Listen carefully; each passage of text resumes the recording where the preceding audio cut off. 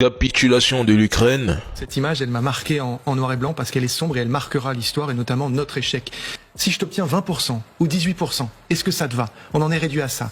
Et Volodymyr Zelensky, qui veut éviter un incident diplomatique comme celui du 28 février, a plaisanté en disant « Ah oui, elle m'a marqué votre carte. Elle est très belle cette carte. » C'est pas une concession, ça. C'est une forme de capitulation, monsieur le président des États-Unis. Mais derrière tout cela, il y a la douleur, quand même, d'une défaite qui se profile à l'horizon. Cette photo, elle peut évoquer la défaite de l'Europe, la défaite de l'Ukraine, ce soir une certaine capitulation face à la pression russe, ou est-ce qu'au contraire, on est toujours dans les moments de négociation, de discussion, et quel que soit le résultat de la réunion en cours, en ce moment même, il y a encore un espoir que les... Donald Trump fait venir Zelensky devant une grande carte et lui montre noir sur blanc ce qu'il a déjà perdu et ce qu'il pourrait peut-être sauver selon les conditions imposées par Poutine. LCI appelle ça une capitulation.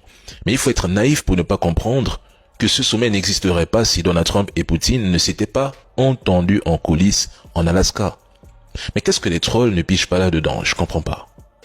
La Russie, ce pays qu'on aime comparer au PIB de l'Espagne, vient de mettre à genoux l'Union européenne sur le plan militaire, au point de forcer le président des États-Unis à redessiner devant Zelensky la nouvelle carte de son pays.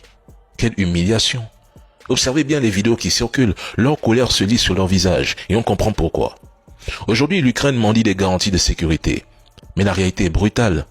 C'est la perte de territoire. Et si la Russie a tenu tête à l'OTAN sans même recourir au nucléaire, cela veut dire que l'OTAN est plus faible que la Russie. Ce n'est même plus un débat.